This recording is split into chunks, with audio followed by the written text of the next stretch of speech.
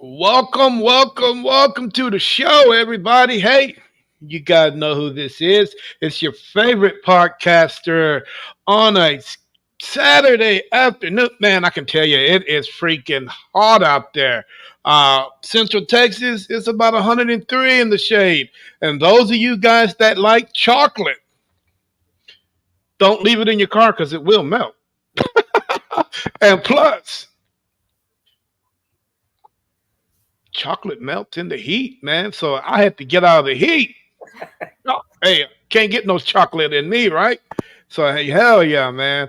But in the meantime, I stopped and got me some Popeyes, got me a Mike Hard lemonade because this podcast is going to get very interesting real quick.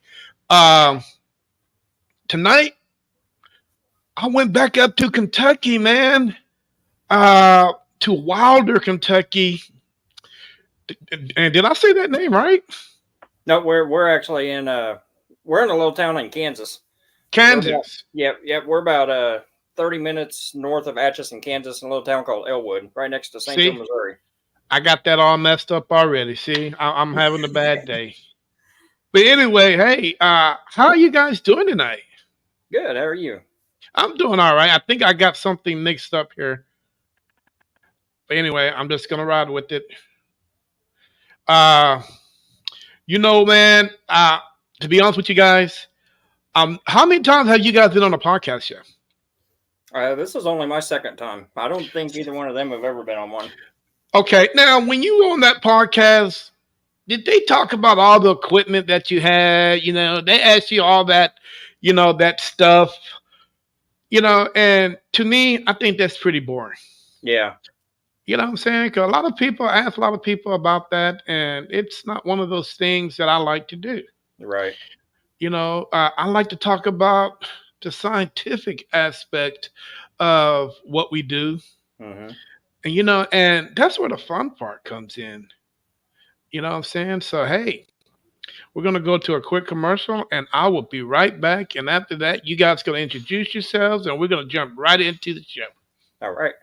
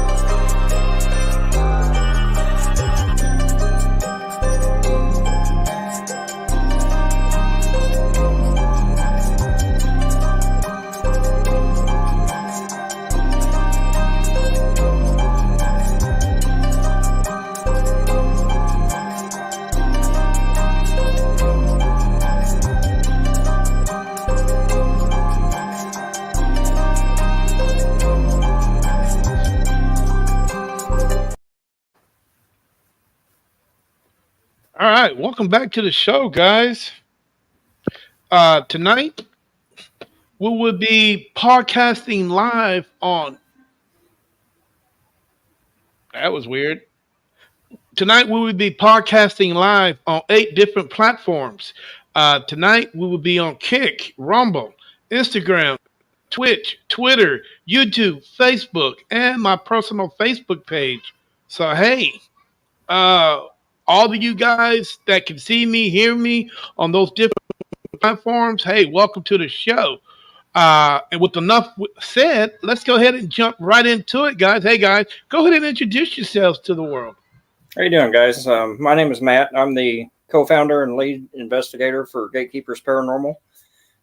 We're based out of a little town called Elwood, Kansas. right across the river from St. Joe, Missouri. I live in Kansas, but I can literally be in Missouri in about 2 minutes. So we're literally right on the river, just north of Kansas City.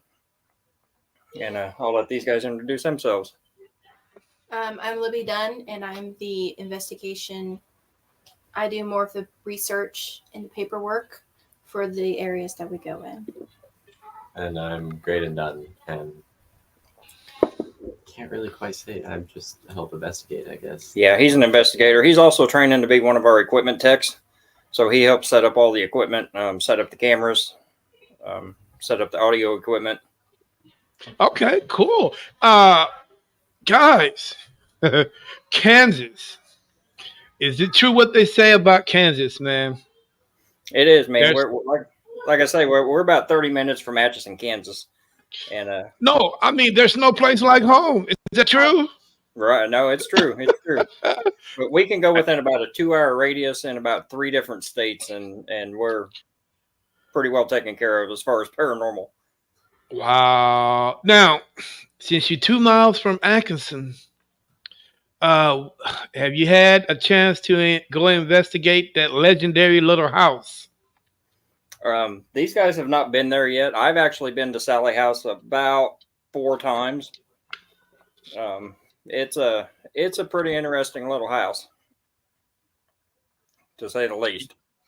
Yes, it is. Now, before we get into the scientific, paranormal investigating, uh, let's stay on the conversation about the Sally House.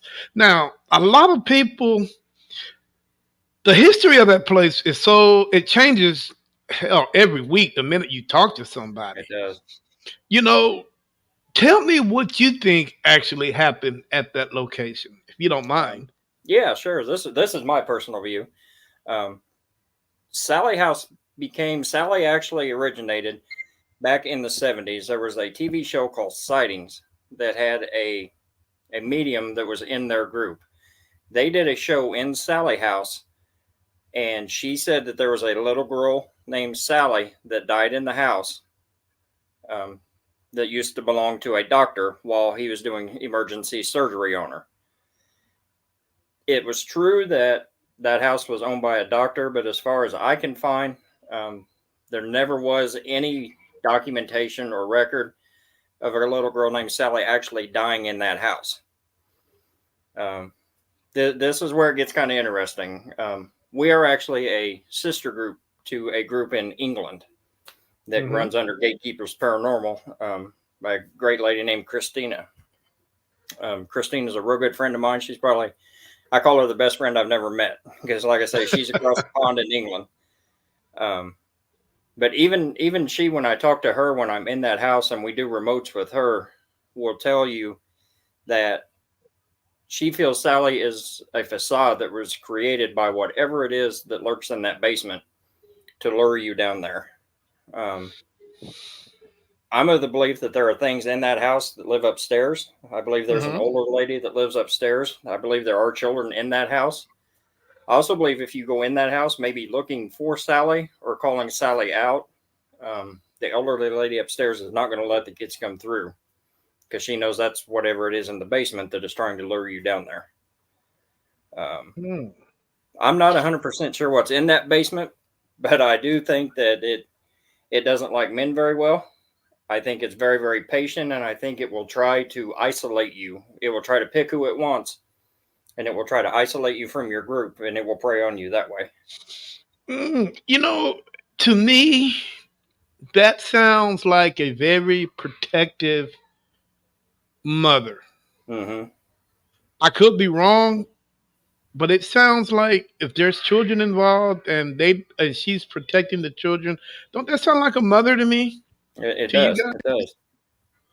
It does. So when I saw that same episode on sightings and the older gentleman, which I think was the medium, went into the house and they was able to communicate with Sally, because I think it was a young couple that just had a baby and a oh man, what was that? I can't think of that guy's name. but it was a paranormal team and a medium. Am I correct? Yes, yes, yeah. And they Yeah, had a TV show. yeah. And Yeah, they went in, and Sally was just as scared, curious to know what they were doing there. So she came out and mingled with them, showed her face. You know, but the mom wasn't having it. She was telling Sally to come on. right. Typical mom, protective. Uh, don't like people in her space, and she was a Mhm. very powerful spirit, if Yeah. I remember. So I'm just curious: is it possible that that is Sally's mom? I don't know. Yeah, I don't. That's interesting though. I can tell you from personal experience that is one of the few places that I've actually been in Hmm. where I've had something in that house that affected me. That was just like, all right, guys, I got to get out of here for a minute. I got to go. And I actually had to leave and just go walk around the yard for a few minutes just to get my wits back. Okay, cool. Hey, I had to pull that off a couple of times, man. I've had some things hit me square in my egg head, Yeah. and I just had to walk away from it. I like, oh, let me go grab some Taco Bell or something, get away from this, but Taco Bell don't do you any justice either, especially Oh after no. 30, 40 minutes. you know, Ours is, but ours is Casey's Pizza. We got to have Casey's Pizza. oh, I've never heard of that. Oh, it's good. Okay. Uh guys, don't be afraid of the questions that I have to ask you. Hmm. Just, give me the best answers that you can. Now, I'm not gonna, like I was telling you guys earlier, I'm not gonna ask you about your equipment. I'm not gonna do, all that typical podcasting stuff that Right. you hear and that you see on TV. I'm not that type of guy. I like to pick your mind. I like to pick your brain. I like to see what you as an individual think about certain instances and certain situations that goes on in the paranormal field. Hmm. So sit back and enjoy the ride, guys. First Yeah. question that I have for you today, Matt. Uh, it seems like as paranormal investigators, we are in a turning point in our profession. It's not really a profession because we're really not professionals. We will never be professionals. It seems like we are at a turning point with what's going on in our profession. I keep saying that. But it seems like, the young generation is having a hard time adjusting to the ways that paranormal investigating should be done. Hmm. And you have two young ones right there beside you. You know, uh, what would you tell somebody that wants to be a paranormal investigator but wants to do it the fast way? And what I mean the fast way is, I mean, listening to what, Hollywood has to say, how they're doing things, YouTube and those YouTube guys, how they're doing things and how they're getting their clicks, TikTok and how they're doing things. How would you tell somebody that wants to be a paranormal investigator, but don't want to do that? You know what I'm saying? They Right. want to be able to take it down, but still, social media is everywhere, so you It is. can't but jump right into it.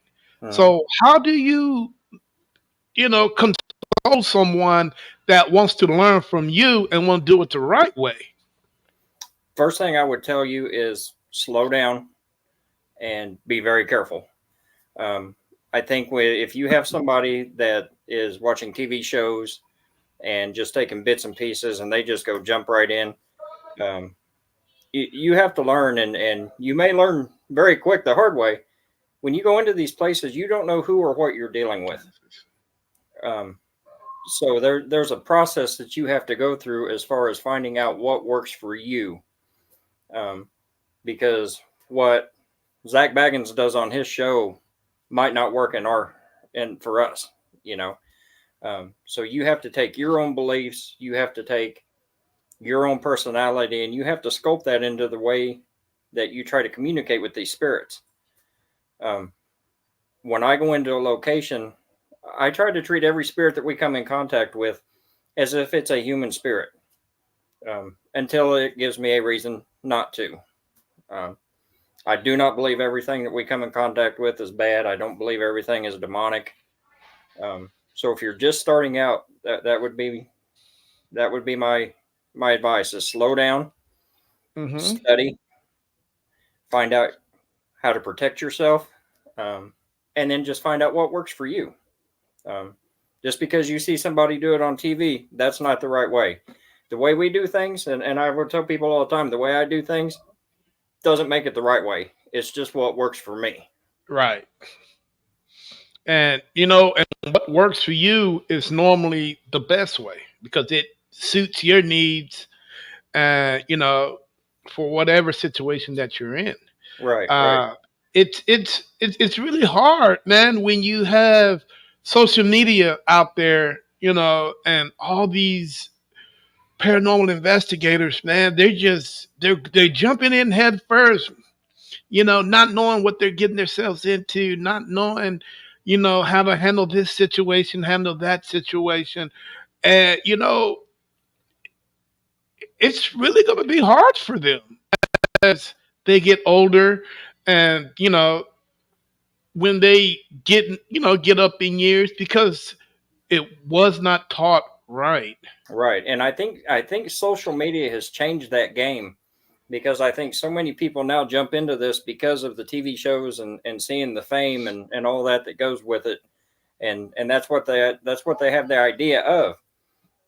We're not in this to be famous. We're in Mm-mm. this because we have a really good time together when we do it, and we like to go to people's houses and try to find answers. I tell people all the time with it, what we do is it's like we're looking for an answer that we're never going to find. Because I don't ever know that we're actually going to know the answer. We can tell you what we think it is. That may not be what it is. So keep it real with yourself. Keep your expectations real. Don't try to beat out the next guy, because if you go into a house a week before me, I want you to find stuff. Mm-hmm. I want you to have experiences, and I want you to put it out there, because if we get that same stuff, that then validates us. We're not against you. We're all in this together. And there's way too many teams out there that fight, and it's the ones that yeah, and It it got makes it rough tough on on us. that. Yeah, let's talk big picture here. The big scheme of things. Because I ask a lot of people, and I get a lot of different answers for this, guys. What is the true purpose of you guys being in this field? Starting with Matt, and we're gonna work our way uh, left. My true purpose is basically just what I said: to find the answer I'm never going to find. I want to know, if I go into a house, why are you here? What is it that keeps you here? Are you looking for something? Are you looking for somebody? Is there a way we can help you move on? Do you even want to move on? Mm-hmm. Um, I tell people all the time, if you ever run into a paranormal group that you ask to come into your house, if they ever charge you for anything, you've got the wrong group. We never charge anybody for anything. We like to help people. We like to make them feel safe. Um, we do cleanse houses. I've cleansed quite a few houses, and it's all about helping the people in that house, but it's also about helping the spirits that are in that house. Right. All right, young lady. What is your sole purpose of being a paranormal investigator? I would say a little bit on the answer side, but the curiosity that has always kind of been there as I've grown up and Mhm. been able to see things and not really fully understand why, and wanting to be able to be a safe place for those answers. Almost when we go to the houses to investigate, I want to be able to be understanding Mm-hmm. And again, like he said, answers that we're never really going to get, but it's nice to be able to try and fill in those gaps. Now, how much of a gap do you want? Do you really want to fill in? Sadly, I think I've gotten a few more than I probably was ready for. Okay, you okay? Because I'm glad you mentioned that because there's a story that I have to tell you guys later on in the podcast, and this story might help you fill in those gaps. So it's gonna be interesting to see what you guys think about this story. Okay. All right, sir. What about you, sir? How would you? I mean, what's going on, man? Talk to me. Uh, I just find, I think I just find it very fascinating. Like in all the different, I've only really been to a couple places. Mm-hmm. I have a lot of experience, but I find it all very intriguing on what we can discover and I guess find out about like the places that we go to, like even like the history of them and what and all that. Okay. Now, you know what? The one thing I found intriguing with all three of you guys is none of you guys grew up in a haunted house. Right. Yep. And that's cool. So you guys, since you guys didn't grow up in it, God damn it.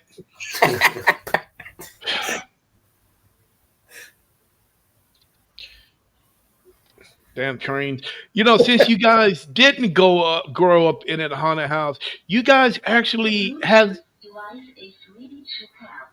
I told you it was going to get weird. You guys didn't grow up in a haunted house, so you guys, or you haven't experienced this for a long period of time. From the time you was 3, 4 years old, and so on and so on. Am I correct? Yeah, yeah, you're 100% correct. And 15 years ago, Terry, if you would ask me if ghosts and spirits and stuff exist, I would have told you I don't know.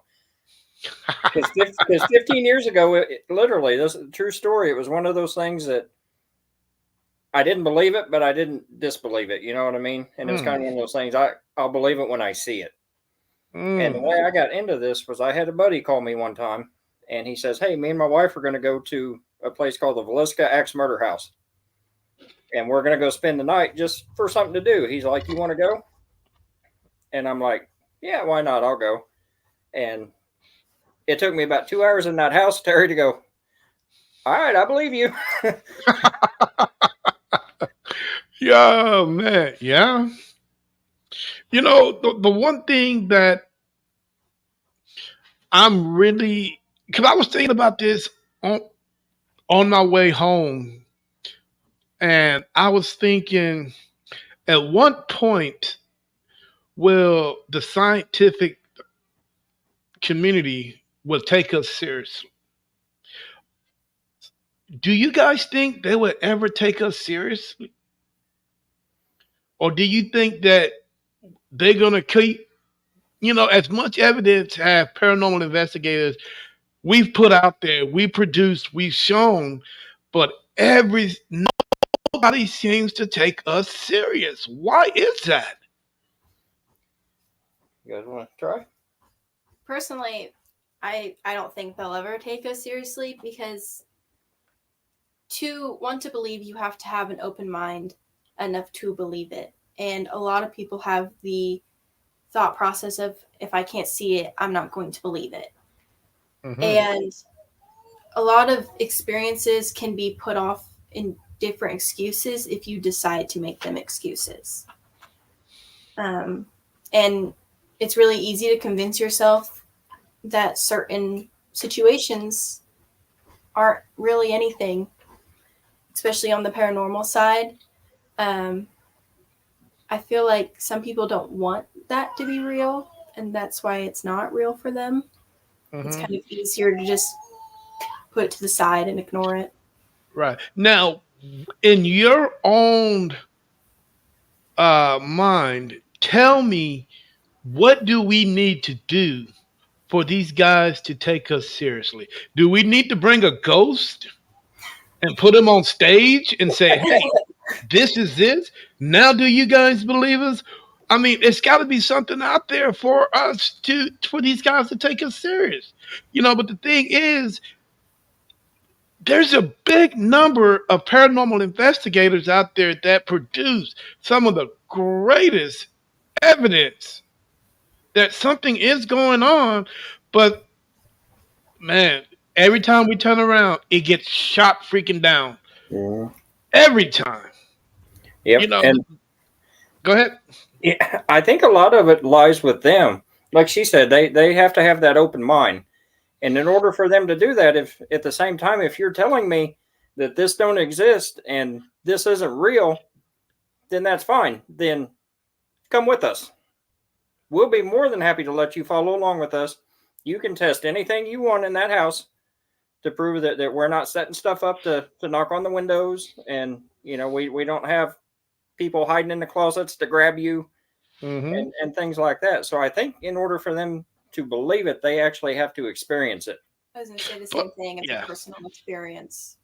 but don't people in the in the scientific community don't shouldn't they have open minds anyway? Because they are the ones that do these are the guys that open up doors, for the world. You Mhm. know, uh, going to outer space. Doing things that are totally out the box. Because all these guys, they should have open minds anyway. So why is paranormal investigating so taboo to them, where they just throw it by the wayside? I don't understand that. It blows my mind. I'm, You I'm know, gonna they go ahead. I'm gonna steal a line that Christina tells me all the time. Our our sister group in England. She's very shamanistic and she's very medium like. She knows things and she tells me things about houses over here that she should know being across the pond. You Hmm. know, and she's also opened, I think, a couple of us up to be able to do a little bit of that. Not near to the effect, and I don't claim to be a medium because I'm not. But she says all the time that from a very, very young age, we are taught that this stuff doesn't exist. It's bad. It's evil. If you see a ghost, that's not a ghost. That's got to be a demon. And Hmm. so over the years, we're taught to shut that off inside our minds, which is why I believe that children are able to see stuff that a lot of us don't see because that mind hasn't closed yet. And I think once that mind closes, especially people in the scientific field that deal with facts, if it's got to be proven, it's got to be proven. Let's have a technical. Yeah, yeah. Hey, are you guys Star Wars fans? You guys A like little bit. watching Star Wars? I used to watch it. Episode one, man. Episode one. When Yoda was training the younglings in the little training facility, and what's his name lost a planet, and who did he use to find that planet? The kids, Hmm. because their mind, like you say, their mind is not tainted with everyday BS that's going on. Is that not? Right. And it's like Yoda said, one of his greatest lines. Oh man, the wonderful brain of a child is so amazing. Yep. And man, trust me, if I can have a child's brain, put it in here, I would definitely. Can you imagine that? Oh yeah, yeah. We get calls to houses. If I get a call to come to a house and you call me and tell me that you've got something going on, we may have that talk amongst us and we'll be like, all right, we need to go help this guy. But you tell me there's a kid in that house. There's a 5-year-old kid that's talking to whoever and whoever's telling him to do this. That ups the ante a little bit for me. That tells Mm, us we need to go now. Because I most of the time, and kids do make up stuff. Kids, if they're old enough to be on YouTube, they see stuff and stuff like that. But I think you at least have to take that serious and give them the benefit of the doubt that they may really be seeing what they're telling you they're seeing. right.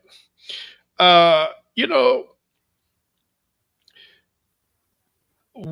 the gentleman with the glasses on to the left. What's your name, sir? Graydon, Graydon. Graydon, how old are you? 17. 17. Okay.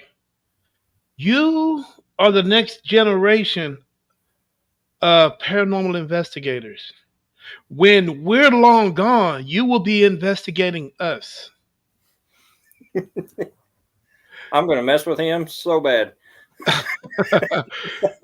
You know, how do you feel about some of your comrades that are out there? And I brought this up earlier. Uh, how do you feel about what they do on YouTube and on social media? Uh, I guess that depends because a lot of stuff on social media, a lot of the time, you can't trust it. Like unless I mean, it's really hard to tell. There are a few.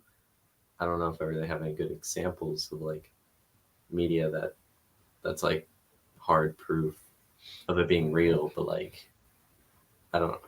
Feels over dramatized. Yeah, it's very dramatic sometimes when it's like you go and do this and like yourself, and it's like it's not nearly Mm, like that.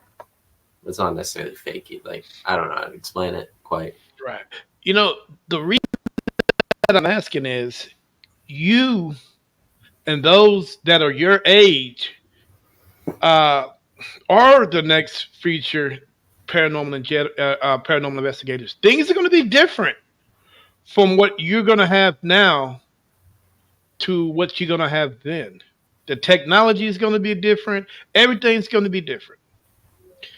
You know, but the one thing that is not going to be different is your attitude and the communication that you have with certain spirits.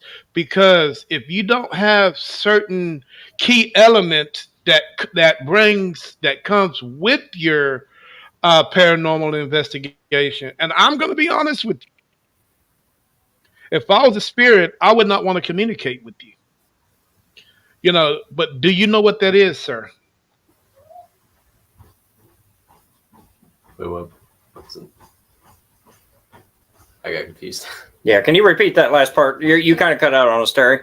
Oh, okay. Uh, as you guys, as he gets older and he gets more mature and he's starting to evolve as a paranormal investigator, uh, the next century, you guys are the ones that's gonna, pretty much continue what we're doing. You guys are going to investigate us when we're gone. If we choose to stay here and haunt the 7-Eleven down the street, you know. But uh, in order for you guys to be successful, there are certain things, there are certain laws that you guys have to go by. And these laws they've been in place for thousands of years. Do you know what they are? I don't think so. I don't. Okay. Now, in order for you guys to be a successful, and I'm pretty sure Matt knows this, in order for you to be a successful paranormal investigator, what is the one, and to communicate with a spirit, what is the one thing that you need? You need communication, right?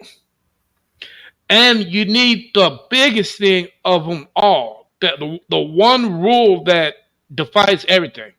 You need respect. Yep, that's exactly what I was thinking, Terry. If you don't have either one of those, if you don't have that perfect communication, and if you don't have that respect for whatever situation that you're in, it's not going to be good. Because I'm going to tell you, I am a 21st century person right now, so I'm kind of hip to the way things are right now. You know what I'm saying? But in the 22nd century, I might be considered old, right? Because I'm no longer here. I was born in 1918. I lived a good life, but I was able to, get hip to the certain situations. And the one thing that I was learned is respect. Yep. So if you give me the respect that I deserve, I will give the respect to you back. Mhm. Now, you as 17 years old, do you think that is something that your friends are lacking as they grow older? As like in for in general, or like for investigating, No, like I'm talking about just in general. just in general, I would probably say so. Yeah, Now, how far will respect get you? I would say it'd get you pretty far.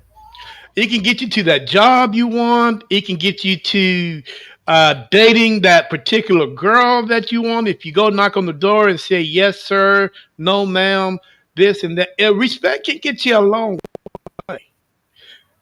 And respect can get you that 2 minute worth of evidence that you've been sitting in a location for 6 hours for only because you said, yes, sir. That respect word. Respect goes a long, and I'm pretty sure Matt has told you guys about this. So you know respect. There's no downside to it. It's only an upside. Yep. You know what I'm saying? So as you go along into your life, and I hope that that you are able to evolve and become into a young man that's positive and yes ma'am, you probably say that now, right? Yeah, Okay. you know and hey, I would be the one that would activate that light bulb. I won't be the one that's going to throw it at you if you say something crazy. You know what I'm saying? I'm just saying, man, just because spirits are dead, they still want that respect. Yep. Can I add You a know? little bit to that, Terry? Yes, sir. I think that goes along with when you go into these locations, not only do you respect the people, that's why I said earlier that when we go in, we treat everything as if it's a human spirit. Um, Also, respect the location because a lot of these places you go in have a lot of history. There's been a lot of people and a lot of tragedy that's happened in these places that you're going in. So, respect the location as well. But also, even if you get into a situation to where, and honestly, in my experience anyway, as far as actual negative energies or anything that I thought that might not be human, I've only seen that one time to where I thought there was something that wasn't there. And Mm. when that happens, you have to respect that also. And by respect that, I mean you have to understand your situation and you have to respect what this can do to you. Um, it's kind of one of those things. Careful what you wish for because you might get it. Yes, So, sir. You so know, respect that. it's tough, man. And a lot of people tell me they ask me all the time. You know, what do you think? Do you really think there's something out there? Do you really think that how life really is? And the best thing I can do is tell them is just be honest with them. Yeah. You know, the world is crazy. And it's getting even crazier. Can you imagine what the world's going to be like, guys, when you guys get in your 40s and 50s? And can you imagine that? I Not know it's going to be, I know it's a long time away, but can you guys imagine 50 years from now what the world's going to be like? a whole lot different. A whole It's lot different. And as you guys are paranormal investigators, things are going to be a lot different from you guys. You know, the biggest thing that scares me today is this whole AI situation. Is AI going to be? Here's the thing with AI: will it evolve? Yes. Now, would you, as you guys get older, would you guys implement? This is just a question. Would you guys implement AI into your paranormal investigations? I Can't say I would. I wouldn't. Mm. Now, with AI, it's going to tell you exactly what you want to hear because that's what it's here for. Yeah. Now, if it tells you, oh, there's a spirit over there in the corner, would you believe it? No. No, definitely not. Okay. Now, also, it takes the hunt out of the investigation. It takes the fun out of the investigation because you put AI in it. And AI is going to be, there's no fun in AI. AI is going to tell you, hey, that's that. Here it is. And, take your evidence and go home. Yep. You know, I know you don't want to talk about equipment, but there's a piece of equipment out there, and it's not AI, but it's a piece of equipment that I refuse to use, and it's an Ovilus. And the reason that I won't use it is because I refuse to use anything in an investigation that has pre-programmed words in it. I don't want something that's pre-programmed just to randomly pop up. I want something to tell me. Because I've taken an Ovilus and you can set it by a laptop and it will just randomly start spitting out words sometimes. Mm-hmm. And to me, if it's doing that here, what's to say it's just not randomly spitting out a word to whatever? And I'm not saying it's a bad piece of equipment. It's just something that I won't use if it's got pre-programmed anything in it. I understand that, sir. What about the spirit box? I use the spirit box and I use it quite a bit. I only use it in certain locations. Most of the time, if I use a spirit box, we're out in the middle of BFE somewhere where we don't have very good reception for anything, because it's very, very hard sometimes to distinguish. Is that a spirit coming through, or is that, and that's something that we took from a TV show. I don't know if you watch Amy Bruni on her show, but she does a thing to where she will put on a set of headphones and hook it into the spirit box. And she will have somebody else in another room ask questions, and she will just spit out whatever she hears, and they will try to match it to the questions. That sounded like a really good idea, and we've had success with that a couple times. So the spirit box I use, but you really have to listen, and you have to be very careful with what you're hearing, because you do get a lot of interference from it. A lot of interference. And Yeah. you guys live in Kansas. Man, I could just imagine that night sky. Yeah, but it's pretty awesome sometimes. I just can imagine, man. It's probably beautiful up there. I mean, Yeah. It's too long of a trip for me, but but one day I might take it. Guys, what do your parents think about what you guys are young? What does your parents think about what you guys are into? Well,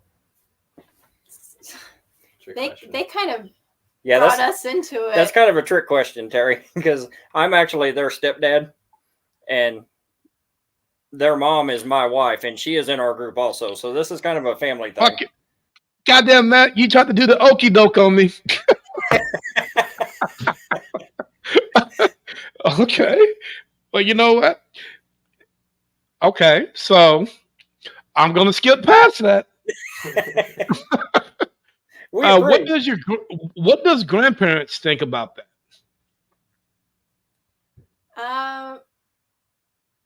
Our grandparents personally usually think we're just kind of messing with demons. Usually, they don't really. They're not as supportive of us. They think we're putting ourselves into a really bad position and opening up ourselves to more evil than we are anything else. Interesting. Oh, so they would never go on an investigation with you guys. Oh no! Oh no! We don't bring it up. Don't bring And not honestly, even. Terry, my Go ahead. mom is 70-some years old, and my mom thinks the same thing. My mom asks me all the time, you better be careful. You don't know what you're messing with.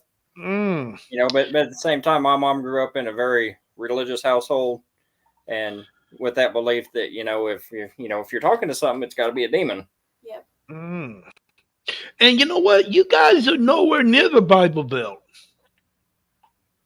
Yeah, and You know, it's funny because I grew up in a religious house. My dad was a preacher for a while. My grandpa was a preacher, and some of that faith that I had when I was a kid growing up, I use today sometimes in investigations to protect myself. You know, and mm, I do believe in God.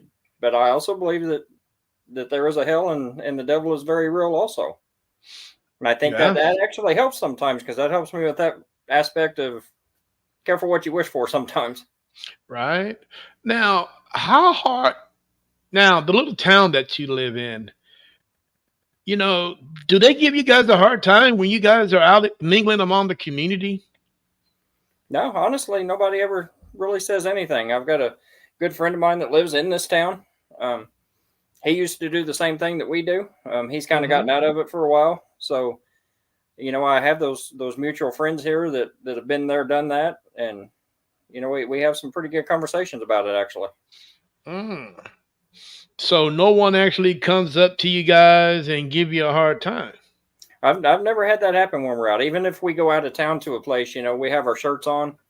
If we go to the Villisca Axe Murder House and we're in Villisca, Iowa, we go to Casey's to get our pizza. Nobody's ever said anything. Nobody's ever. We've been pretty lucky in that aspect. Mm, okay, that's awesome. At least the church congregation ain't chasing you down the street, Right, right. Right. It's that Midwest hospitality. right? You know, the Midwest not as old as the East Hmm. or as the South. And I always ask people, man, is there anything in your state that people should know but they are unaware of? I think if you're not from around here, the one thing I would tell people is anytime you go anywhere around here, the first thing you need to ask yourself is, are you on something that used to be Native American ground? Hmm. Native Americans were very, very prevalent around here. Um, so you really want to make sure that where you're at didn't have something to do with that Native American aspect of it because You that's don't dealt you don't want to dealt with cross in a that line. whole different way. Right. Now, who's the history buff again? Who does all the research when you guys going on when you guys head out for an investigation? That would be this one. I got a big question for you because it's been a debate on my podcast show for the last for the last 3 weeks. And I want you to be really honest with me on this one. There is a lot of people that contribute skinwalkers with Native Americans. Now, the reason why I'm such a skeptic is because there's been no significant evidence connecting them to. Of course, people can say, hey, okay, well, you have, Skinwalker sounds Native American, but it doesn't mean it's Native American. There's so many different sightings of different types of skinwalkers in different parts of the world. Hell, it could be a drunk guy, skinny, walking around and drunk. He just lost his clothes, but that don't label him as a skinwalker, right? Right. Um, So what is your take on this whole skinwalker situation? I think skinwalkers are a completely different category on their own. And I believe that they are definitely, like I said, separated. And I I know that there's a lot of natives that do believe in it the most, and they're the ones that usually speak up about it the most. So I think that's why it's usually related to them. And they have a lot of beliefs in those. You know how they say up in the mountains, you don't go out at night, you don't whistle, all those certain things. Um, but yeah, I don't think that they have that large of a connection. I really think it depends on who you are. I didn't hear about them until a couple years ago, but that's because Hmm. that's not something that's a conversation around this area. It's not something that people witness over here. I'm sure that there are areas where it's more popular and more witnessed. Here you hear about it more on social media and everything, and it's Hmm. become very popular through social media. And I feel it's almost become more of a story, like a creepy story type of thing to scare people, more than actual investigations have been put into it. Wow. Okay. Great answer. I'm not to say if they're real or not. I really don't know, but I really want to find out. Uh-huh. Yeah. You know, uh, and I'm be honest with you, man. I'm one of those guys that are so deep into what I'm doing is I'm willing to take that extra step to find out what exactly going on with these skinwalkers. If they need skin, I can give them some. You if it's something that could it be a new species of something? A lot of the stories that I've heard from it has definitely been more, um, there's an animal in a group with other animals that just doesn't look right. There's, you know, um, people bring up the stories of driving by themselves on a road and they see a deer that doesn't look like a deer and they call it a skinwalker. Um, and a lot of the traditions have carried from those areas. Like I said, for instance, don't whistle at night. There's up in the mountains, they say don't look through your windows at night. Just don't go out.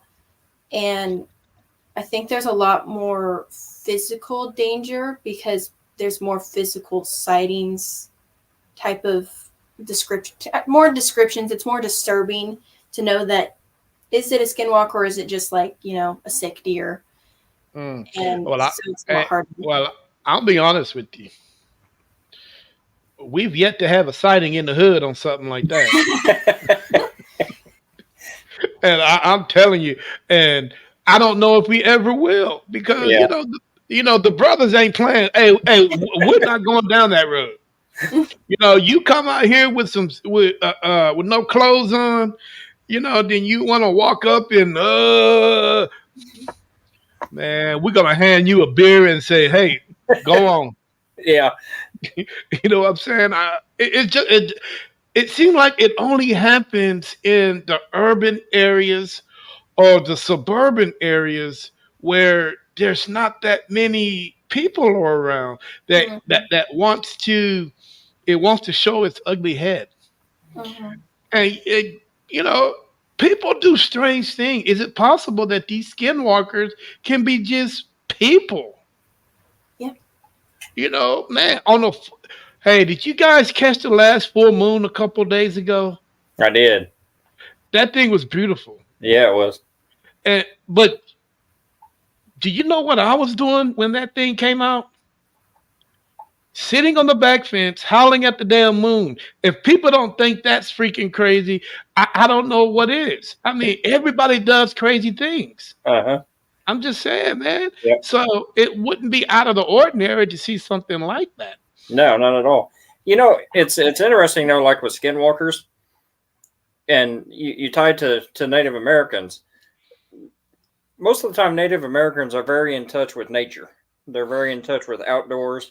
And us as paranormal investigators, I mean, think about it in your own time. Other than the random cemetery or something like that, how often do we actually investigate outside? We're, Not we're too always often.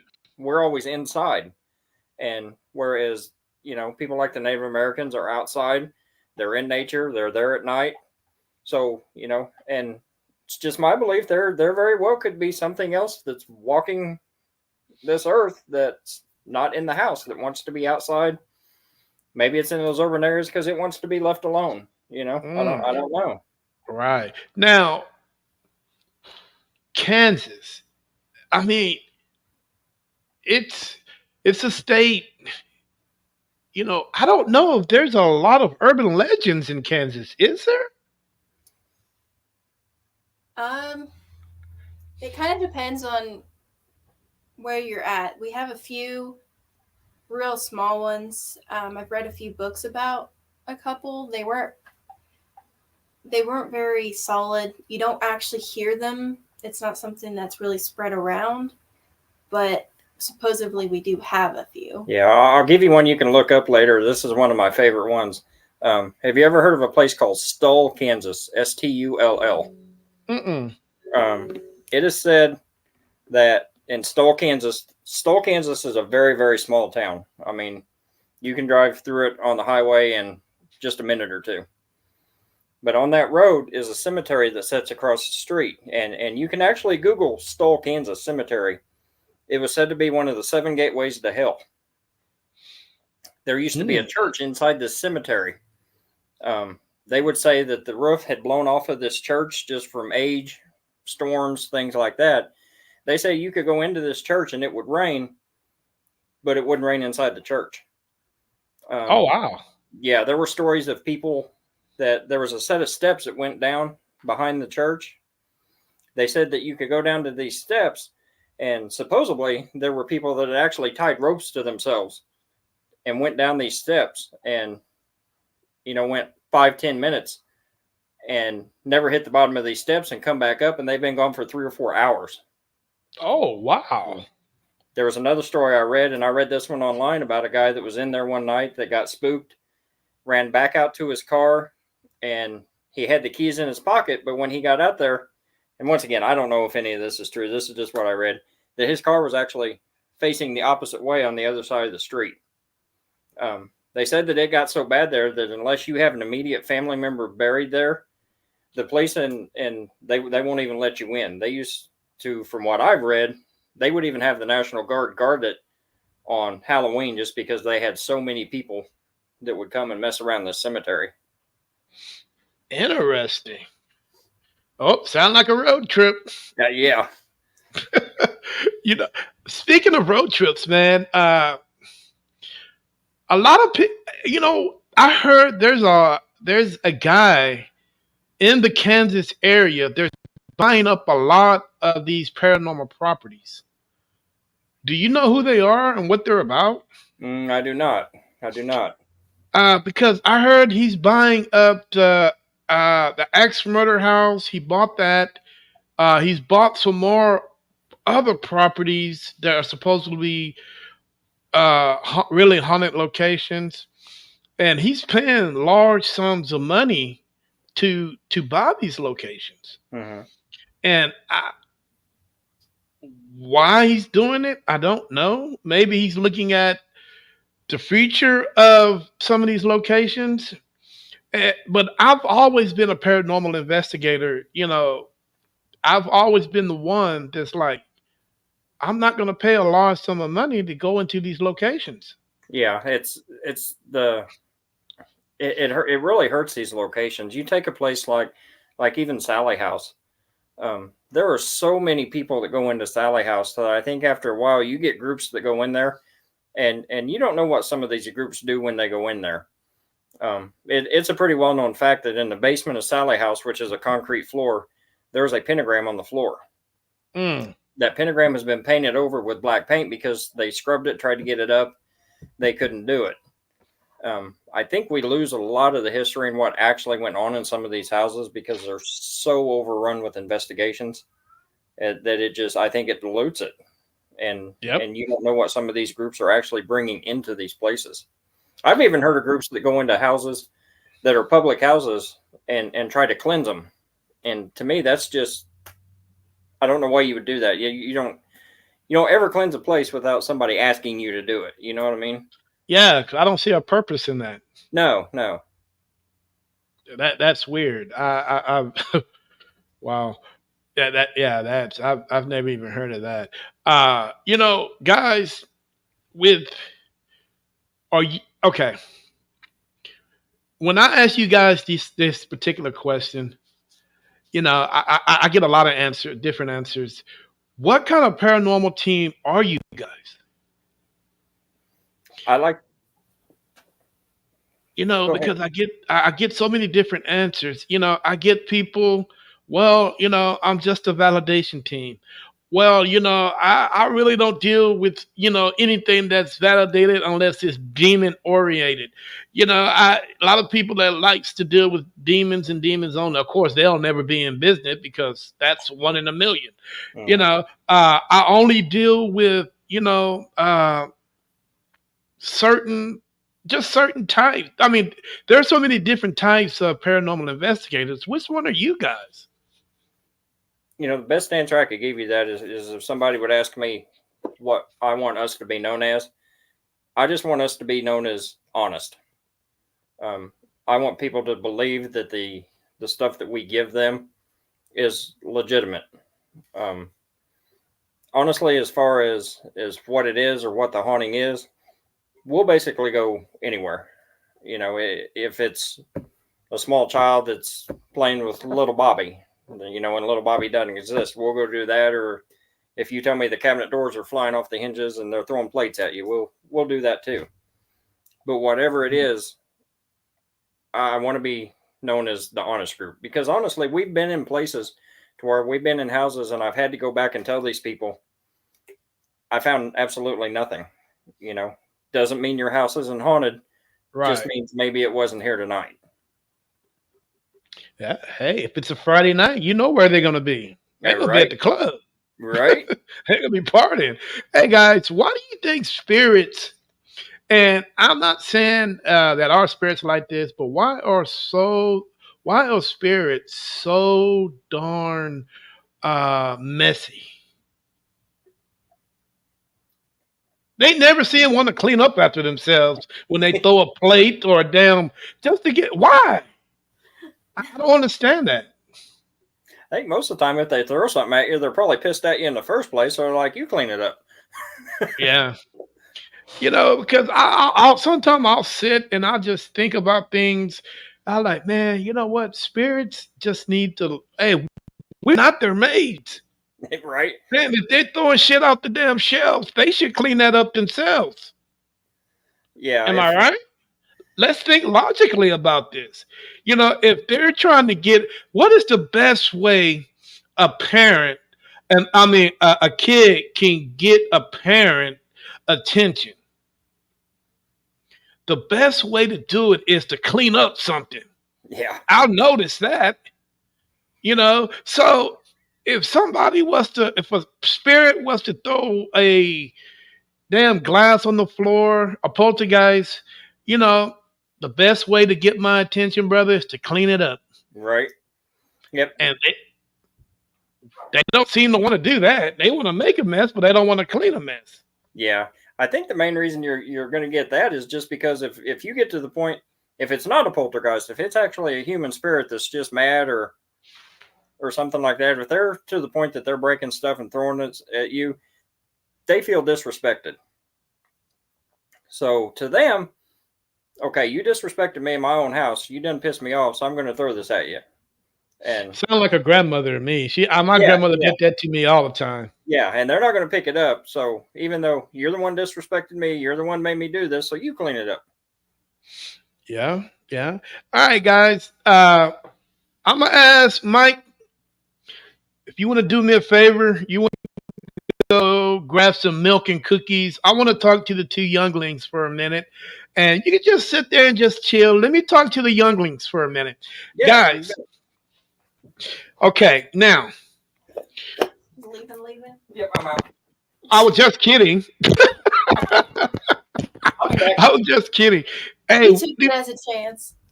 hey guys, what? And I'm gonna ask you guys a bunch of questions here, and just be honest with me. When you guys sit at home and you guys are thinking about something, and you guys think about something you don't understand or you don't know what it's about, uh, does that frighten you guys? Yeah, I've had a lot of issues in the past, specifically with especially like religion. Um, Doing Okay. investigations has made me question a lot in religion Hmm. and questioning what's real and how I can decipher what is real to me and what's actually real. And it's kind of scary to know that a lot of that isn't determined until you're gone. Now, these two questions here, guys, they're very real. And you guys see them, you sense them, and you feel them every day.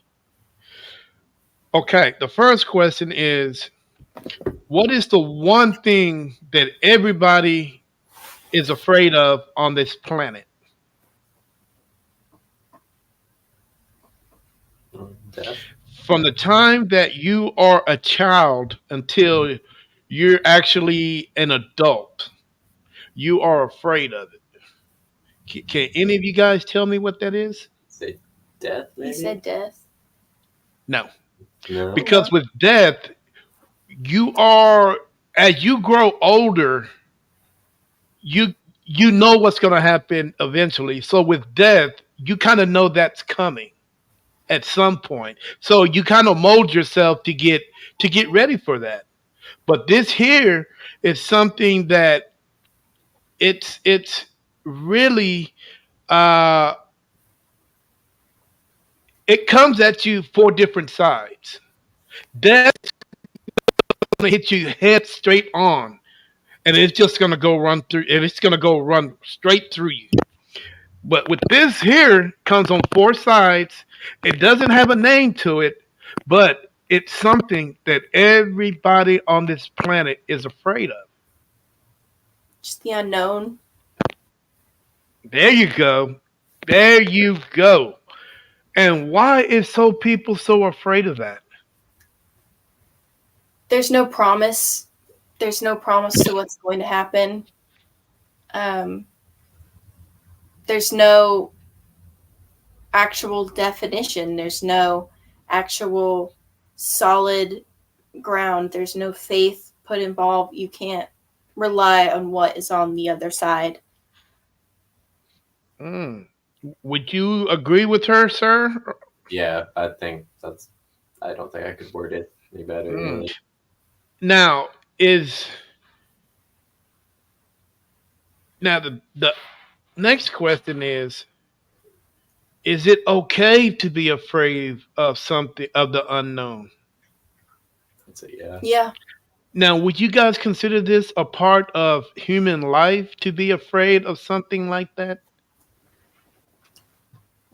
I would understand how any living being could be afraid of that.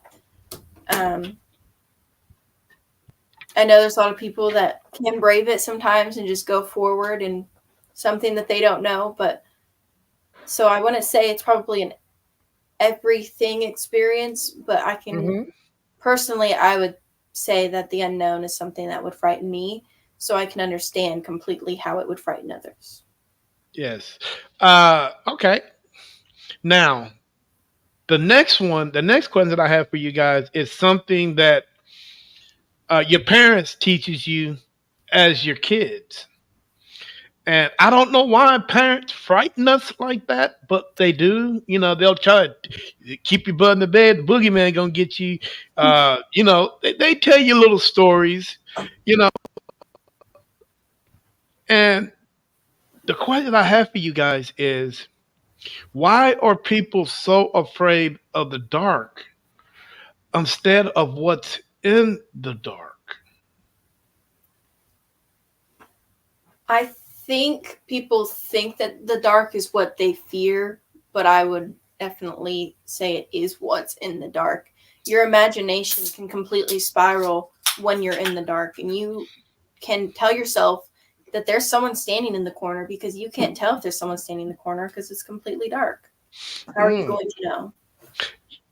you're absolutely right. Now, wouldn't you guys say, as paranormal investigators, that sometimes in the dark, it also it sometimes alter our perception on what we see, what we do, and what we hear. You know what For I'm sure. saying? It's like right now I hear a baby, but I don't know where it's coming from. That's probably in the other room. We have my grandbaby's here this weekend. Oh, She's kind of opinionated. hey, that ain't nothing wrong with that. Just wait till she get about 6 or 7. Yeah. Uh, So yeah, you know, the darkness and the unknown plays such a critical role into being a paranormal investigator. It seems to throw us off at one point because sometimes it can help us, it can hurt us. It's just like you were saying, if you think there's something over there, it's a good chance your mind is going to run with it. Mhm. You know what I'm saying? And how do you manage to tell your mind there's nothing there? I've yet to figure out.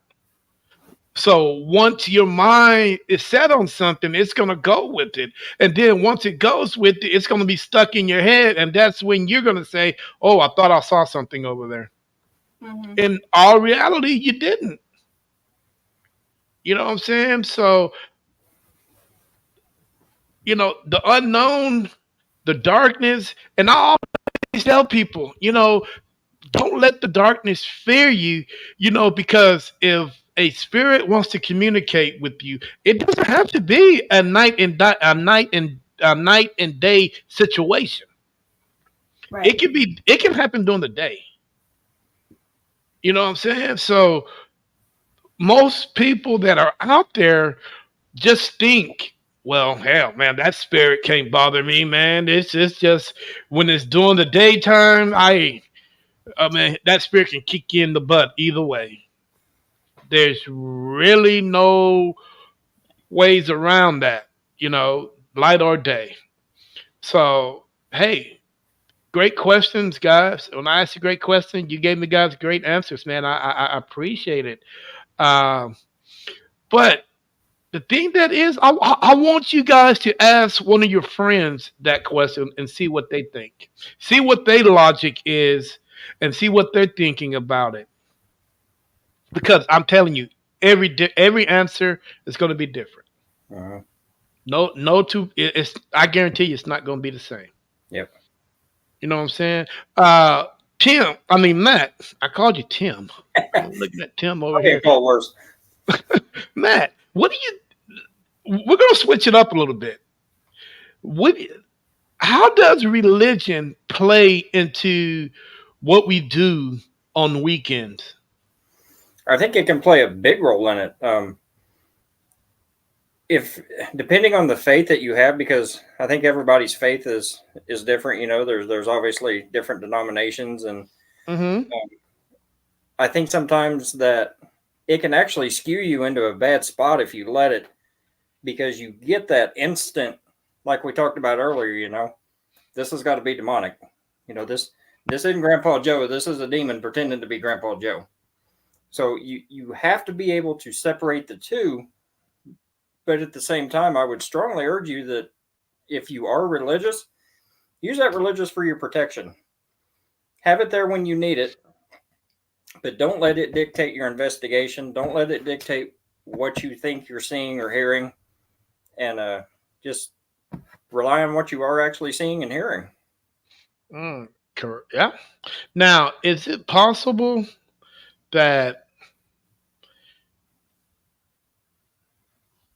religion, is it possible that they are, whoever that they are, whoever created all this, is it possible that they were at some point paranormal investigators too?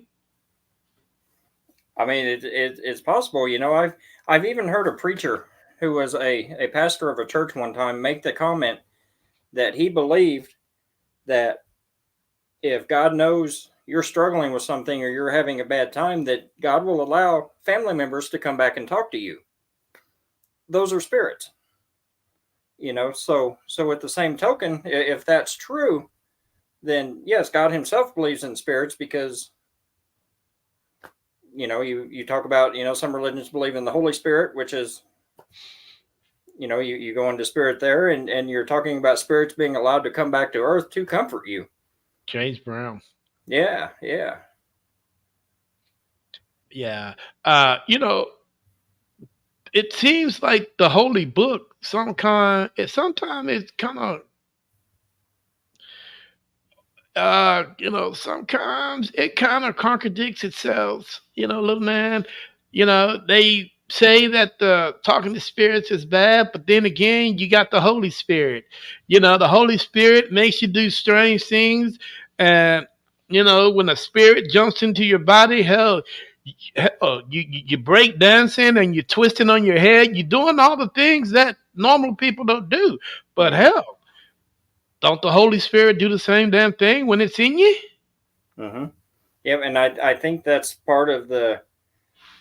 Sometimes it gets skewed and it's played to what they want it to believe. They make everything tailored to how they believe. Whereas if you're actually a paranormal investigator, you have to have that open mind. You have to. I have people all the time. One of my favorite questions is, "Do you believe in aliens?" I've never seen an alien. I don't know if I believe in aliens, but if I'm willing to believe that Grandpa Joe's sitting at the dinner table with me, then I at least have to have an open enough mind to accept the fact that, yeah, maybe it's possible.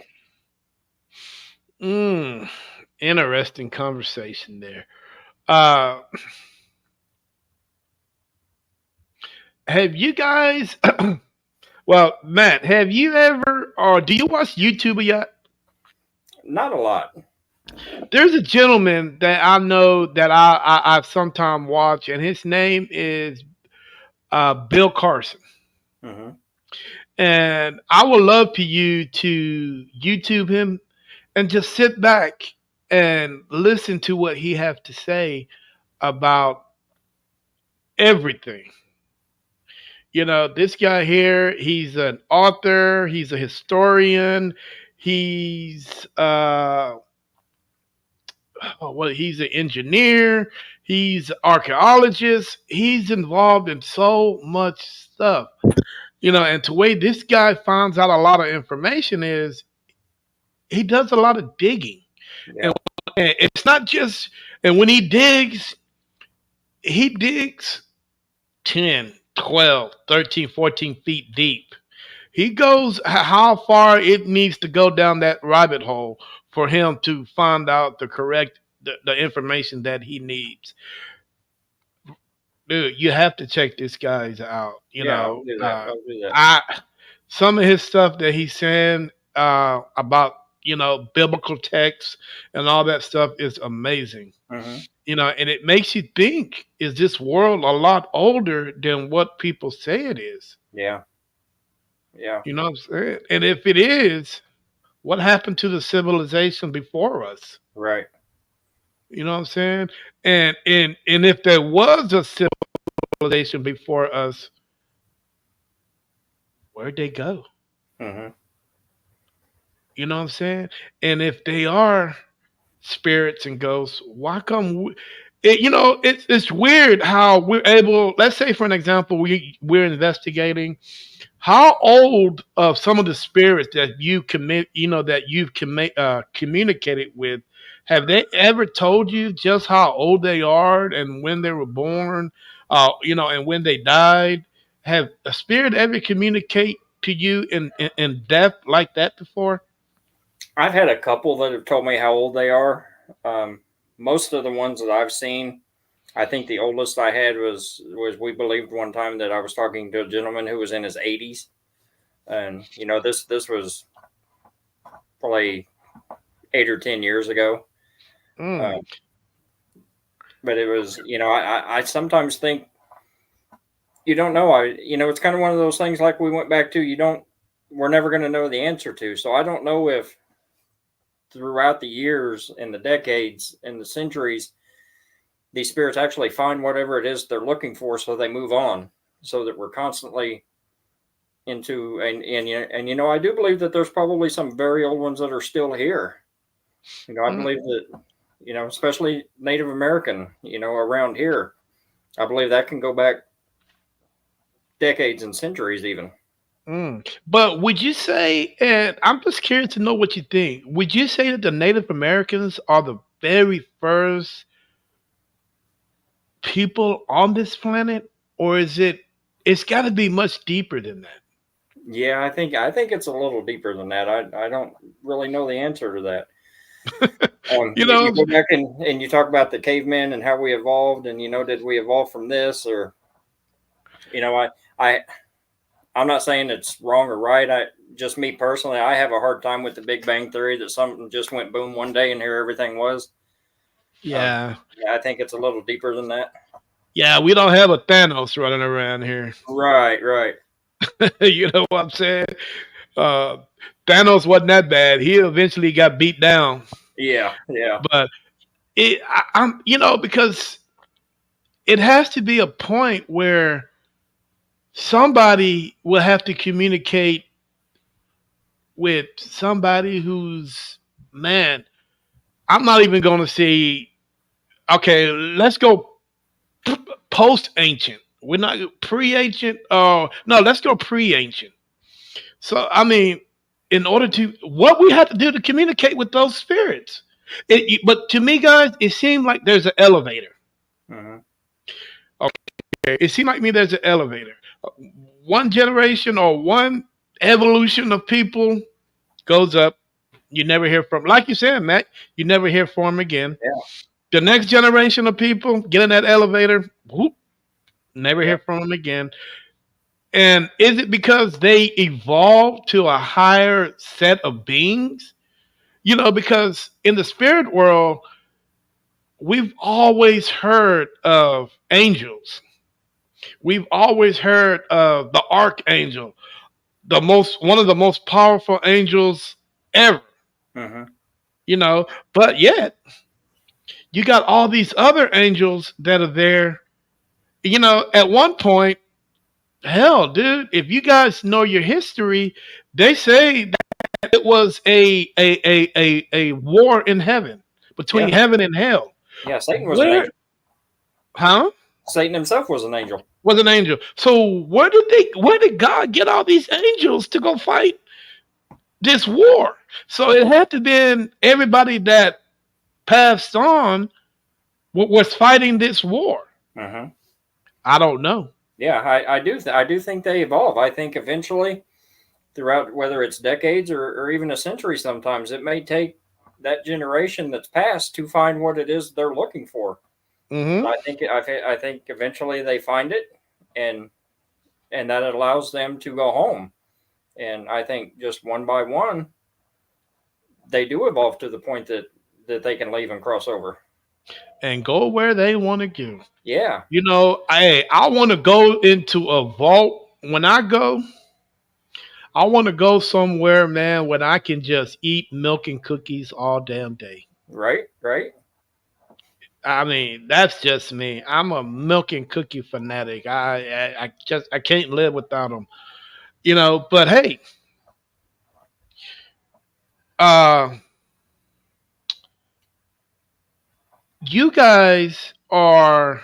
How long have you guys been a team? Actually, Me and my wife started this about 6 years ago. okay. Slowly, we've added them into the mix. Their brother, they have an older brother who is Hmm. also in our group. He's our main equipment tech. His name's Garrett. So he's also in the group. But we've been going for about 6 years. 6 years. Now, is it hard for you guys to recruit other members that want to come in and join you guys? Honestly, we don't try to recruit other members. We go with what we've got. What you Um, got? yep, yep. We've got a couple people that go with us to different locations. Libby's boyfriend goes with us. Graydon's girlfriend goes with us once in a while. But most of the time, it's just us. And it's Mm, easy okay. when we go. They get pretty excited about it. Yeah. Oh, I bet. Hey, do you guys go? How do you guys feel about haunted items? I think it's a very real thing. I think that I think that actually I don't believe that items themselves can be possessed, but I think spirits can be attached to an item. Mm-hmm. So I do think there's a lot of validity in the hey, I bought this at the garage sale and brought it home. Now there's some weird shit happening. I do think that's That's a why very you that yeah, that's why we don't shop at garage sales, right, guys? I'm not going to say nothing. My wife likes garage sales. Well, you know what? If you see that 86-inch screen TV you got in the living room, floating, you might want to take whatever she got back. Yeah, yeah. You know what I'm saying? Well, guy, because that seems to be a big thing among the younger generation. They want to collect these haunted items and put them up and have them for show. Show their friends all of this and all of that. Dude, those things are not to be played with. Hmm. But it seemed like it's an everyday norm for the younger generation to do that. Uh, and I tell them all the time, dude, leave it alone. Yeah. Careful what you You wish know what for. I'm saying? And I tell people, next door neighbor had a garage sale, and she called me down there, and I'm sitting here, I'm looking around, know damn well I'm not going to buy anything because you never know where it comes from, and the one thing that caught my eye, guys, is when she told me, "Oh, that was my grandfather's favorite recliner." Yeah. Yeah, and I looked at her just like the way I'm looking at you guys right now. You didn't want to take Grandpa home with you? Hell to the no. And so I just had to ask her. I'm like, well, hey, uh, shouldn't you? Why are you selling this? Oh, it's just taking up space. And that right there tells you how simple minded people can be Hmm. when they don't think outside of the box. Yeah. Of okay, hey, this is my grandfather's favorite chair, and like he felt like something to it. So why would I want to sell it? Yeah. Yeah. You know what I'm saying? And of course, grandpa's gonna be angry about it. Don't think family members don't come and go in and out the house, dude. They come and Oh, go yeah. all the time. I think we have a Just few because right here that like to hang out in her old room. yeah, just because they not there, they there. You know what I'm saying? Uh so I tell my wife this all the time. I don't if you want to buy something, hell, let's go buy it brand new. That's where you ain't gotta worry about some other attachment to this chair, this couch, this love seat, or whatever that attached itself to it. It's probably some bugs. Yeah. You never know, but it's This is just one of those things that I don't Yeah, and urge it's funny people because to. we do that all the time. We go to garage sales and we buy sometimes old and vintage stuff and bring it home. And it's everyday life when you're out looking at that stuff. It's honestly stuff you don't think about, and Hmm. I don't know if you do think about it until it actually happens to you. Yeah. By then, it's too late. Yeah, yeah. It is too late. All right, guys. Man, believe it or not, we've been on this show for an hour and 27 minutes. Time flies when you're having fun. Yes, Hey, sir. two more questions. I'm gonna get you guys out of here, man, and I'm gonna let you guys go enjoy the rest of your Saturday. She can go. Hey, you guys go hang out with your boyfriend and girlfriends. Go do what you guys do. All right. You remember that question that you guys answered, and I told you that there's a story to this. Hmm. Okay, well, here's it's story time. Everybody got the drink. I got mine. Yeah, we got it. If I can reach it.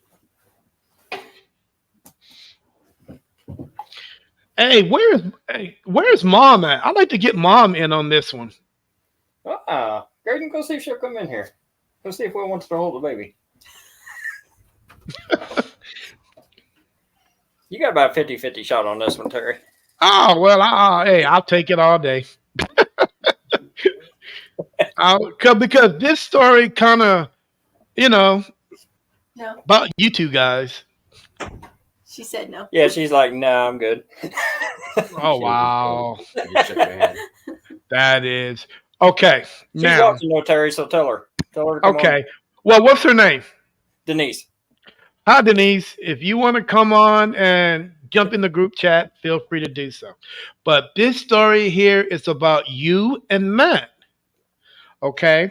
Matt. No, see, I can't. I got to ask Denise this because it'll feel weird asking you this. Now, okay. She would know more than you would. Okay. But forget it. Okay, Matt, are what kind of person are you in general? um, I don't know. I think I'm the funny guy. I Funny guy. like to have a good time. I like to crack jokes. Okay. You know, Now, are you consider yourself a a hard man, or are you firm in I your wouldn't. household? No, I wouldn't say I'm hard. But whatever Matt says, Matt goes, right? Uh, since my wife's watching this now, we ain't going there. Hey, you know what? I just threw that in there just to see what she was gonna say. Okay, hey, Matt, are you? Tell me what your work schedule is during the week. Right now, it's crazy. I work 12 days in a row. I get two off. Oh, Yeah, and right now I'm afloat. So my schedule jumps. I might be on second shift for a few days, and then I go to nights, and then I go back to days, and it's just all over the place. man, it sounds like you work for a rail yard. Yeah, I actually work for a manufacturing company. I'm a supervisor there, so we put in Oh, long okay. hours. Okay. Now, do you sometimes bring your work home with you? I used to. I would say at the place I used to work before. Where I'm at Okay. now, I think I'm in a much better place from work, so that doesn't happen near as often. So you don't have that stress like you had at your other job. Right, right. So Now you it's never brought it. just now it's just the Okay. stress of being gone, being away from the family. I understand that. Okay. So now, when something's on your mind, do you let the household know? Does your wife notice when something's on your mind? Women have a tendency to know when something is on their husband's mind. That's why they ask the question, "Hey, are you okay, babe?" I mean, what? There are a lot of questions. Yeah, I think she can probably tell that. I'm not Mm. one to talk about it a lot. My Okay. wife will tell me all the time. Use your words. Oh, damn. Talk to me. And That. and I honestly think that sometimes that's just built into us as guys. Where Yeah, we it don't is. want to put that out there because we don't want them to worry about what we're worrying about. Right. They've Right. got Right. enough on their plate, so let them do them, and I'll take care of this. Okay. Now, She doesn't want it like that. She wants to be part of it, and she wants me to tell her. So I try to do that as best I can. Sometimes I'm not great at it. okay, cool. Now, when something, okay, now you come home from work, something's on your mind, but you don't know what's on your mind. Hmm. You come in the door and your wife notice that something's on your mind because you have this certain look on your face. You have this certain feelings when, like you say, whenever a man is stressed out, he's not want to tell you verbally, but physically, it's written all over our face. Hmm. And so your wife asks you, and you're like, "Well, nothing. I can handle it." Now, are you a hard sleeper or are you a heavy sleeper? I mean, Uh, yeah, yeah, most of the time I sleep pretty sound. I sleep through about anything. you sleep through about anything. Okay, now, do you normally sleep pretty hard when something's on your mind? I know It's I more, do. yeah, it's more of I'll sleep really hard and deep, and then I wake up. It's more of I'm awake, then I'm out, then I'm awake, then I'm out. Okay, okay. Now, what is your Saturdays like? It just depends. Like today, I worked all day today. I didn't get off work till 3:30 today, Mm, and then but most of the time, me and my wife have a routine on Saturdays. Because we have a 6-year old also, so I try to dedicate Saturday nights to at least be home with her. We like to watch On Patrol live together. So oh that's Lord. our thing. And Saturday night, we'll put the kid to bed and we'll watch some TV together and try to just have a little bit of us time. Okay, cool. I understand that. All right, so you come home from work and there's something on your mind, but you don't want to discuss it. Uh, Now you are a hard sleeper, so you go to sleep and you sleep quite hard. You snoring and all that stuff. You're snoring so loud, hell, your wife had to get up and go to the other room. So Saturday comes along, it's your day off, and the same situation that you have is still something on your mind, but you don't know what it is. Hmm. And you're going around the house and you're like, oh God, what how in the hell do I it's just one of those days. You seem like you got a headache, one of those migraines, but it's not really a migraine. It's just that you need to release pressure. Right. Turn that valve off Yeah. and release that pressure. So Saturday you get up, and you tell your wife that, hey, I need to go to Home Depot. So you go to Home Depot and you pick up some very unusual things that you don't need, but your mind is telling you to do this. So you go and you pick it up, you come back home. Do you guys have an attic?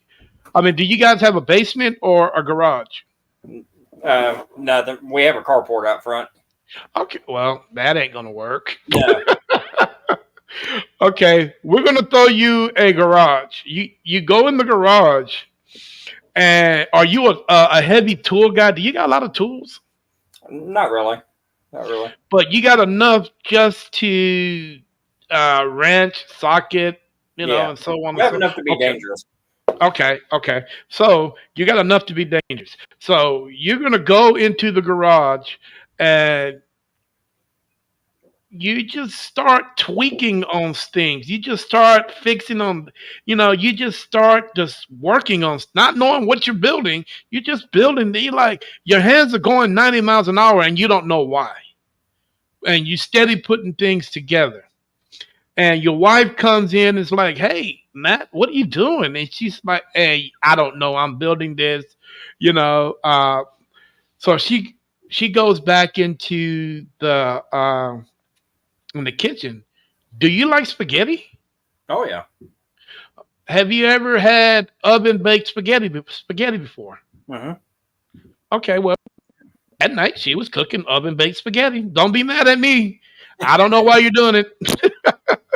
So, uh, she goes back in there and checks on the spaghetti. By this time, time has flew by, Matt. It's going on 4 o'clock. Hell, when you first got up at 9, you went to the Home Depot to get what you need. Time is flying, and you don't know why time is flying. You're just going through the motions of trying to get this pressure off of you. So you go and put that right there. You go and to use the bathroom, and something is telling you, "Hey, I'm almost done."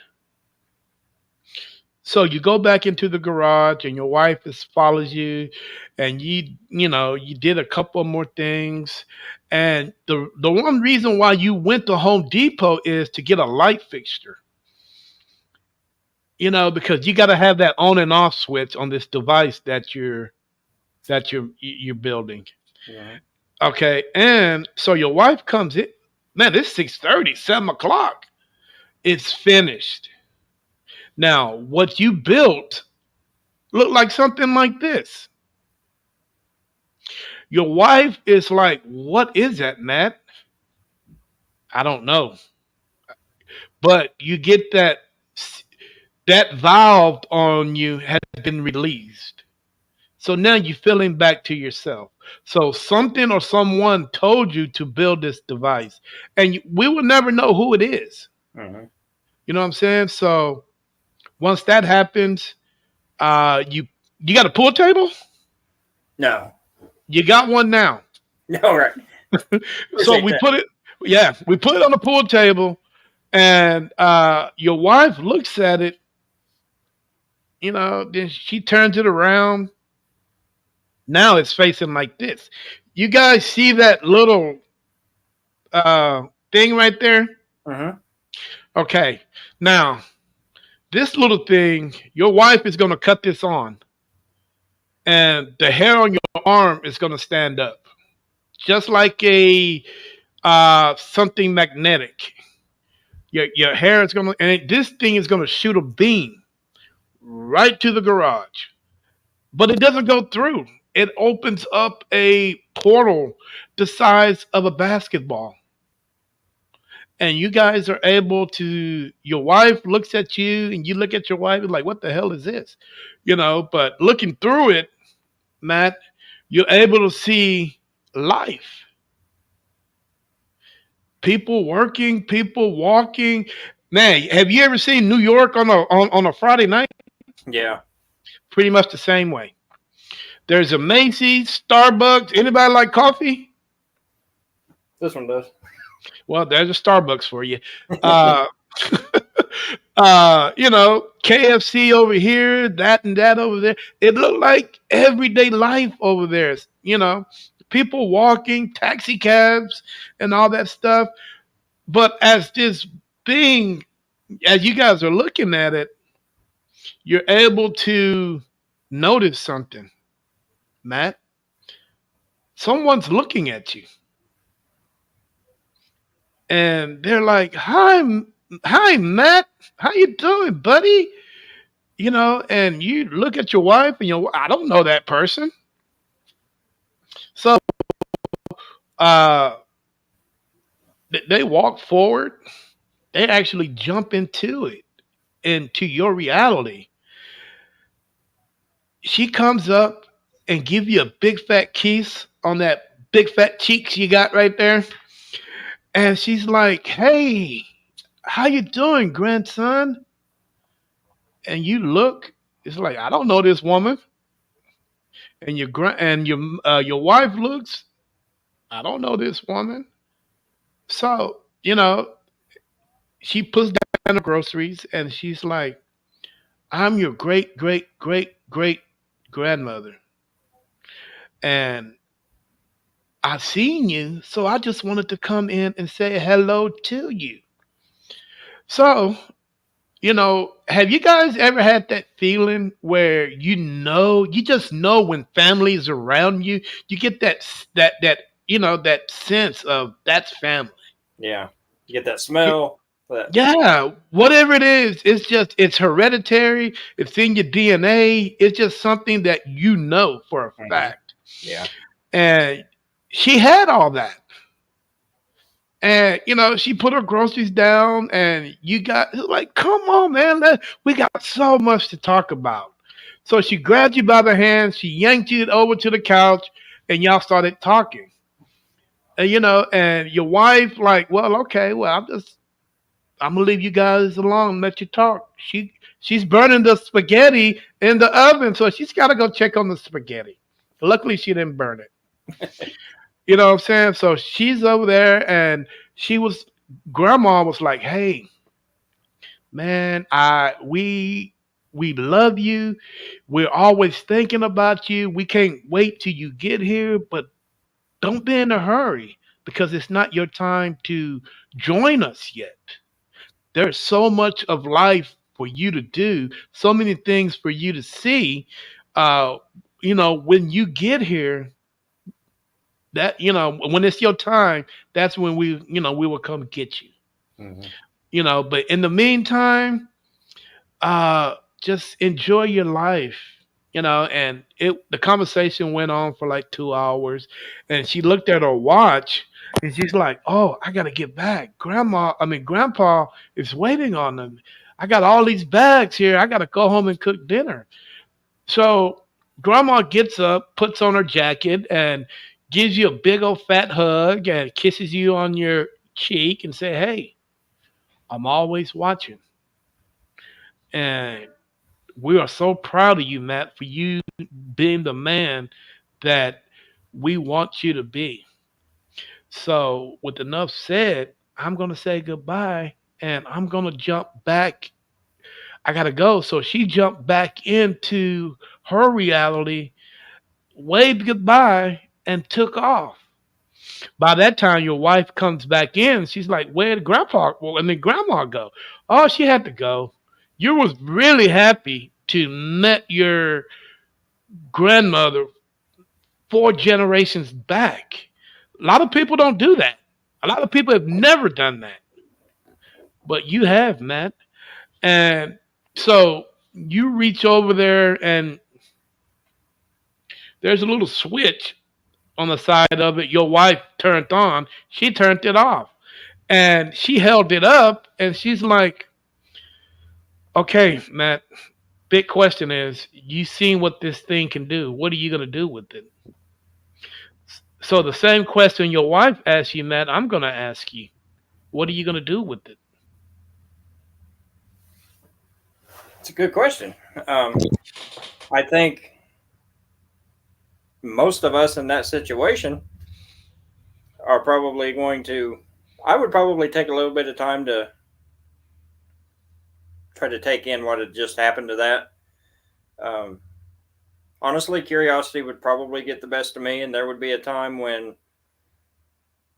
the wife was busy or asleep or gone somewhere that I'm probably going to pick that up and hit that button again just to What are see you what else is on that other side. You know what I gonna mean? Okay. Okay. Now, would you share this technology with the world?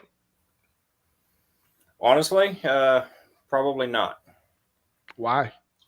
because I think you know as well as I do that if you have something like that, somebody is going to use it to turn it into something bad.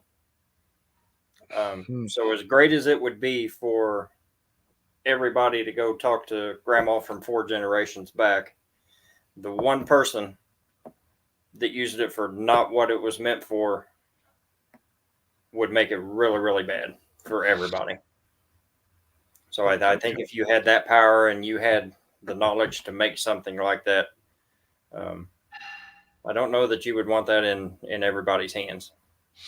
Exactly. Great answer, man. Uh, a lot of people have said they would share. Now, once I tell them how the world would be after they share it, that they would change their mind. Mm-hmm. You know what I'm saying? Yeah. Because Well, at this, you got to remember too. I mean, I was talking to grandma, yeah. whereas Joe over here that gets at his great grandpa years down the road might have been Charlie Manson. You know what I mean? So, Yeah. So with that being said, is if you was to put this thing on the shelf, how long would you keep it on the shelf? before I used it personally, I mean, before you share, it's okay if you use it because it's mhm, meant for you. Anything outside of outside of the covenant would be considered not good. yeah, So, and we know that. See, the thing about this device, Matt, is they can come in, hmm, but you can never go to their reality. right, You know why? mm-mm, Okay. Now, when your great great great grandmother came into your reality, why? because Because she's she's already been in your reality. She right, lived her life. right, Now, so that means a spirit can come and go as she pleases, right? hmm, But is it possible that Matt, is it possible for you to jump into their reality, being having a soul and living? you know, it's funny you say that because I've heard stories of people, and I can't, I don't know what it's called, but I've heard stories of people that can lay down and basically sleep, and they can basically have like an out of body experience. Hmm.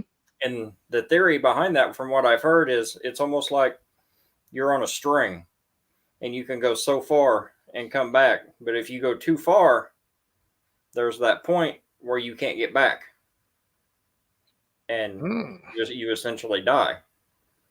So, interesting. I don't know. I think I think you could possibly jump into that realm, but I don't know that you could guarantee that you could get back out of it. Well, the system is set up for you not to go into it. Right. So you wouldn't be able to. And in case somebody was to ever take it from you, it's only set up for your family because it was your family that gave you the knowledge to build such a device. Mhm. So it basically would be useless for anybody else. Right. So uh, governments and stuff, if you ever decide to put this on the market, it would be totally useless. Could nobody even do anything? Your brightest scientists would never able to duplicate it. It's just the way it is. Yep. You I know what think I'm that would be a saying? good thing. So with you putting it on the shelf, how many years? I don't If know. or if ever? I don't know that I would ever release it. If that's my key that I could talk to my family, and have that connection to the world, because it's almost like when I use that device, it's almost kind of like what we do as paranormal investigators. We're going into a place and we're trying to get them to communicate with us. We're trying to get them to talk to us. So if there was that, okay, we'll just push this button and now there they are. I think you could use that. I think you would use it quite a bit, personally. Once again, I don't know that I would put that out and let anybody else have it, because somebody's going to do their, even if they never could do anything with it, there would always be that fear that somebody's going to figure this out. Hmm. And technology that's not meant to be understood, it's never a good thing. Right. Never. All right, younglings, what would you guys do if you guys came across a device like that? Probably the same thing. Just keep it. Okay. Keep it. And you, sir, what would you do? I guess I would keep it. I'm not sure that I would really use it all that much, though. I don't think I would. Mm. Hey, it'd be one hell of a history lesson, wouldn't it? Yeah. You know what I'm saying? It'd be one hell of a history lesson. It's one of those stories that I like to tell people because it's I like to see what people think when they put into a certain situation. Would they do this? Would they do that? Would they have that? Putting this device out will actually not only change you, but it will also change the world if you was to put such a device out. And like you said, Matt, with certain governments getting a hold of it, man, it will be nothing but total chaos, madness, mayhem, destruction, even wars. I've seen them fight for far less. So can you imagine for them to fight for a device like this that can Yeah. show something like that? Millions of people would die. For what reason? Yeah. Over something like this? Yep. I don't see the logic in that. Mm-mm. But there's it, it. It's just one of those things, man. That could happen. Yeah. You Yep. know, it really could. So, one more question, guys, and I am going to start with the young lady in the middle. I hope you can answer it because it's really hard. Oh. You ready? Yeah. Where would you like to go to investigate on your bucket list? Oh.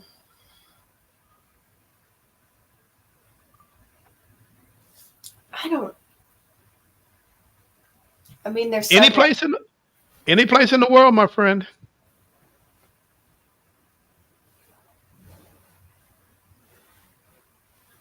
I don't know that I have a specific one. Probably. Honestly, I just want to go back to the Axe House, the Liska. Are I you just, serious? I All the just think that's places in the funny. world, all the places in the world to investigate. You want to go back there? I don't feel like there was enough. I feel like I Time. had a lot more questions when I left than answers. But there are so many other places. I can't think of the name of the one that I would probably think of again. Um, the one where they build the doors to go nowhere and everything. Do you know what I'm talking about? I don't. No, okay. It has like the staircases that lead to nothing. Oh, that's in California. I cannot think of what it's called. Oh, you're talking about the West. Is it the Westinghouse? That sounds right. Yeah. Yeah, when they were building, she thought the spirits were following her, so she built staircases to know. Yeah, that's the lady. She actually invented the gun. Well, The her West. family, yeah, the was it her husband? Her husband invented the gun, and all the spirits that was killed by that gun supposedly is haunting her. Huh, really? Uh, Yeah, Winchester. yeah, Oh, Winchester. Winchester. Yeah. Winchester. Thanks, mom.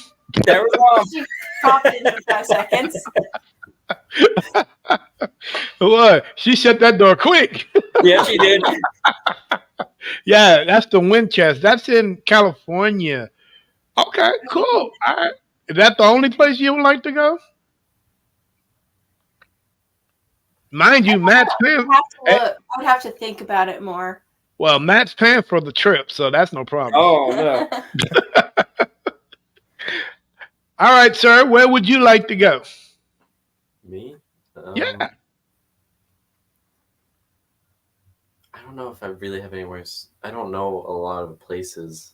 Like, I'd really just want to go somewhere that hasn't really been touched, like hasn't been really investigated. Like, I don't really know where exactly I would go, but just unknown, I guess.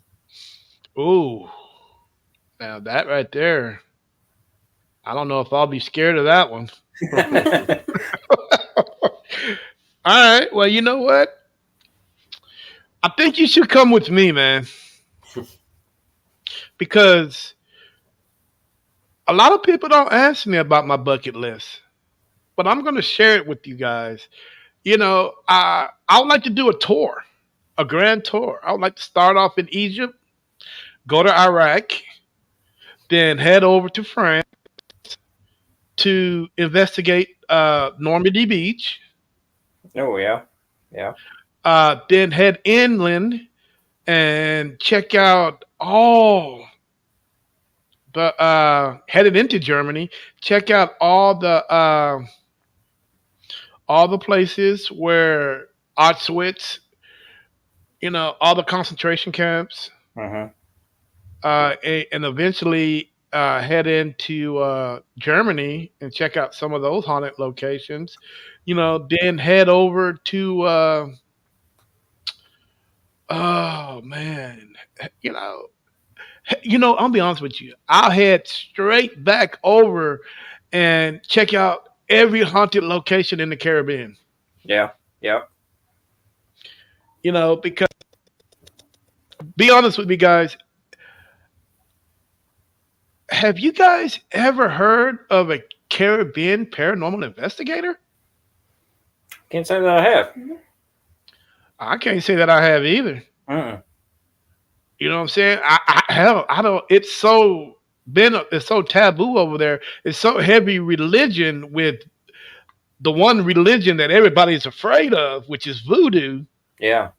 A lot of people don't dabble into, the afterlife over there unless you're a witch or a voodoo priestess or something of that sort. Uh-huh. You know what I'm saying? So yeah, I think I would go over. It might be a one-way trip for me because I think they'll probably get me Yeah. once I get over there. But So yeah, since we're asking you questions, can we ask you a question? sure. Would you ever open a Dybbuk box? Oh,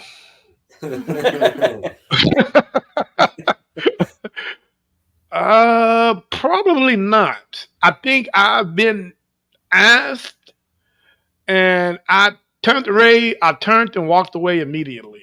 Yeah. So I probably wouldn't do it. There's a fine line between everything, and I like to stay on 35, where straight line right down the middle. I Yeah, don't like to go either or. You know what I'm saying? But no, I would not open one. To yeah. be honest with you. I would like to tell you I would, but then again, I don't have one sitting in front of me either. So that Mm. story will probably change real quick if it was actually in front of me. Oh yeah, oh yeah. Guys, tell the world how to get a hold of Gatekeepers Paranormal from Kansas. Yep. You can find us on Facebook at Gatekeepers Paranormal USA. You can also email us at gkparanormalusa@gmail.com. And we will be sure and get back with you. On Facebook, you can send us a message on there. You can email us, and we will definitely get back to you. Even if you're states away and you just need some advice or have a question, we'd be glad to answer it and glad to talk to you. Twitter too. I don't even know that Okay, Twitter. cool. Your Instagram. Your Instagram. Yeah. We also have a page on Instagram for Gatekeepers Paranormal USA. Yep. So you can find us on Instagram also. Okay, who's your social media person? Who's the one that does all your social media upkeep? I do that, which is why it's not done very well. Well, that's okay, because mine ain't done either, man. Yeah, I don't post Well, nearly you as know much what? stuff on there as I should. Well, no worries. You guys got a big following. I do know that. Yeah, we have a lot of people follow us on Facebook and um, we Instagram. yeah, Instagram. We get messages every once in a while. I had a lady a couple months ago that emailed me and sent me some clips that she had taken from her house that she wanted us just to listen to and go through.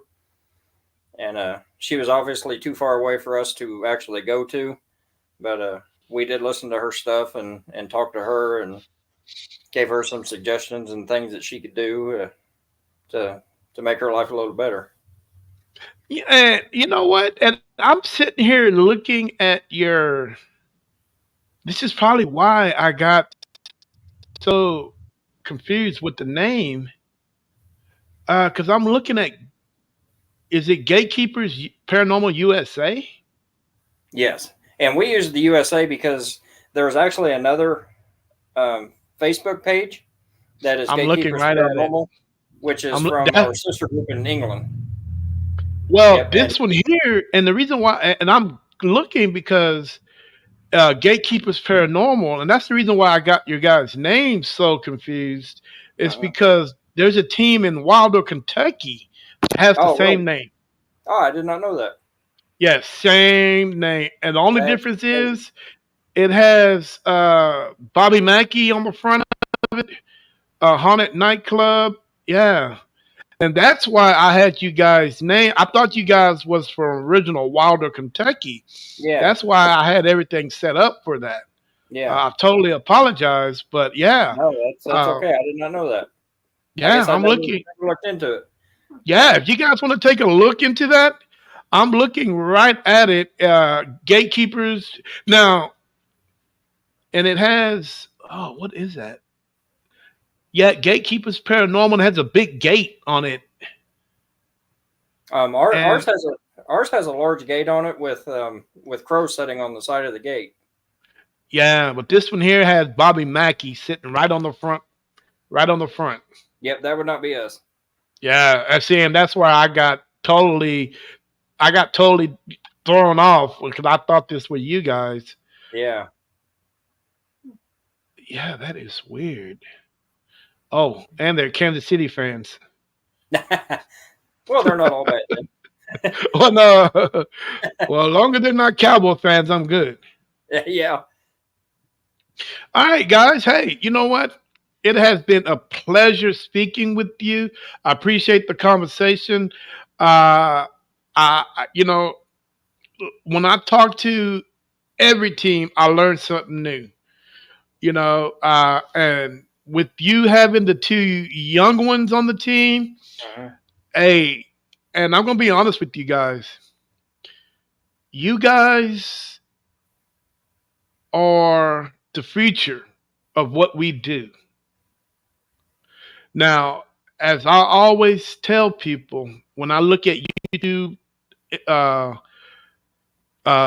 TikTok, and sometimes I see that foundation that's been set before me and before your dad and your mom, who's also paranormal investigators. That foundation is starting to crack because a lot of the younger generation are not being held accountable for the things that they do when they're investigating. A lot of them are, want to be fly by nights, want this see, they just want the notoriety right then and now without working for it. And, and I really don't blame them because as we were growing up, and we didn't have all that when we were paranormal. When we first started, social media has really took a big step. With TikTok and all these new ones that are out there. But it's good that you guys are keeping it basic, keeping it simple. And hopefully, you guys will be able to, as you guys grow older, you guys hopefully, if the cracks aren't big enough, that you guys will be able to fill in those cracks to continue doing what me, Matt, your mom, and all the other paranormal investigators that have come before you. Because the way it looks like now, if that crack gets any bigger, the foundation is going to break. Mhm. And once that foundation break, I really don't see us recovering from that. You know what I'm saying? Uh, and once that foundation breaks, then these new wave paranormal investigators are going to start building their own foundation and going to start doing things their way. And it's going to throw us like the ancients. We're going to be non-existent. So can you imagine what's going to happen when you guys get up and you guys are paranormal investigators and things continue to spiral downhill? What do you think is going to happen to your kids when they become paranormal investigators? It's really going to be crazy. So you guys gonna have to fill that hole in, man. Only thing I can say is be true to your word, be true to yourself, and keep doing the way things are teaching you guys to do. And once you guys veer off and become yourself, just make sure you tell everybody everything that Matt is teaching you right now. That's the only way. I know it's a small step, but a small step, baby steps is all it takes because that crack wasn't built in a day. It wasn't made in a day, but it's going to take baby steps to fill those cracks. So you guys keep doing what you're doing. I really appreciate it. All You right, know what I'm Terry, saying? it was a pleasure, my friend. It was a pleasure to meet you. Yes, sir. Hey guys, this is Terry with NSPS TV Paranormal. Appreciate all you guys that were on the social media, all you guys out man that watched the show. I really appreciate it. Hey, make sure you guys go to their page. Not the Gatekeeper Paranormal, the Gatekeeper Paranormal USA page, correct? Right, right. Right. And that's where you can get their information.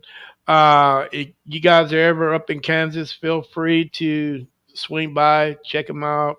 If you want to investigate, I'm pretty sure they'll show you a great location.